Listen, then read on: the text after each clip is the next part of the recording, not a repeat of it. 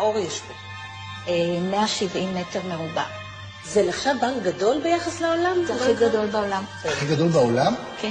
מה אחוז התרומות ביחס לאנשים בישראל? כלומר, איזה אחוז? למה צוחק? כי זו שאלה מאוד מוזרה. אני לא יכולה להגיד לך, הוא כל כך קטן. אז שאלה לא מוזרה, תשובה מוזרה. תשובה מוזרה. לא, התשובה לא מוזרה.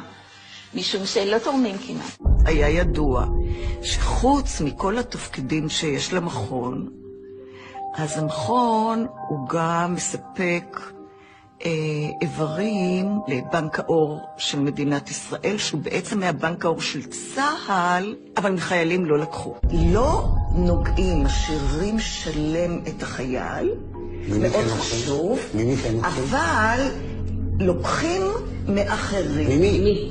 אז עכשיו השאלה מי, ואתם תדמיינו ממי לוקחים. בתקופות מסוימות לקחו מפלסטינאים, ואחר כך זה היה עולים חדשים, עובדים זרים. נלקחו רקמות איברים מגופות שעברו נתיחה, וזה לא היה משנה אם מדובר בתושבי ישראל או עובדים זרים או פלסטינאים. לרוב חללי צה"ל לא בוצעו נתיחות, מכיוון שלא נתבקשו לבצע נתיחות. ברגע שלא מבצעים נתיחה, לא נלקחות רקמות